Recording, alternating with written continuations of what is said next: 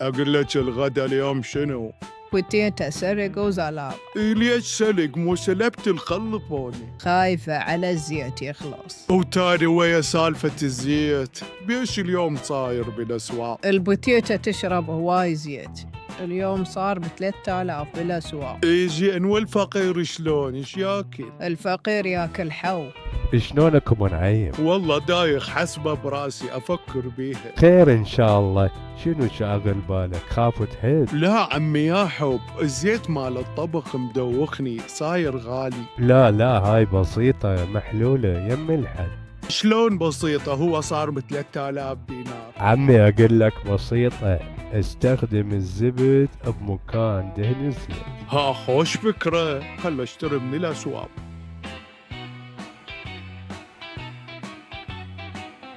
شلونك ابو صابرين؟ هلا ابو نعيم، امور شو تريد؟ اريد جبد. ابو نعيم الزبد انواع، يا نوع تريد؟ يابا شنو الانواع اللي عندك؟ عندي سعودي وعندي ايراني، يا اللي تريد؟ انطيني ايراني. رحمة لوالديكم ربع، فد ربع رحمة لوالديكم، تنطيني ربع إلك قصر بالجنة. راح أنطيك 500 دينار. إلك قصرين بالجنة. عمي ما اريد قصرين، اريد بطل زيت واحد. صدق بيه صار بطل زيت اليوم؟ حسب البورصة مال الجورجيا اليوم ب3000 دينار.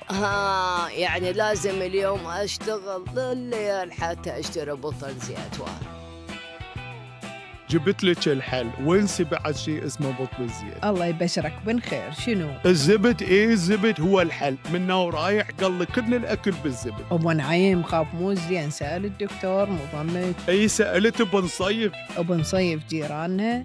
بنصيف اللي عنده بسطية مال طباخات براس الشارع. وش جاب الطباخات على البوتيتا؟ بابا المعلمة تريد 10,000. مال شنو 10,000؟ يجمعون على مود عيد المعلم. واحنا شعلينا بعيد المعلم. أنا ما أروح للمدرسة إذا ما تعطوني 10,000. هو عيد صحية ما عيدنا، نعيد بعيد المعلم. يابا من أنا على الوالديتي أبو المدرسة، احنا مبتلين ببطل زيت، يجينا عيد المعلم شنو طابخة باكر. على كيفك تلحق تاكل. أريد أجرب الأكل بالزبد. راح يكمل الغداء. حتى نام وفت ساعة أروح للقهوة نلعب داش دومنا أنا وأبو صابري. ها بابا تعطيني 10,000 أشتري هدية للمعلمة. هن المعلمات رواتب وعلاوات ومراقبات وسلف ويبجن بوجه الله. يعني كل الطالبات يجيبن هدايا للمعلمة بس أنا لا. في بابا اليوم مو قاعدين تروحين للمدرسة، اطلع من عندي. أبو نعيم اقعد، مو تريد تروح للقهوة؟ ما بي أحيل، أحس بطني راح تنفجر أم نعيم.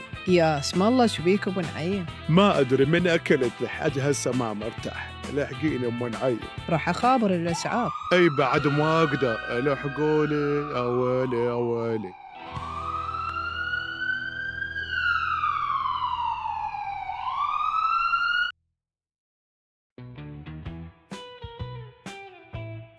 الحمد لله سوينا له غسيل معدة.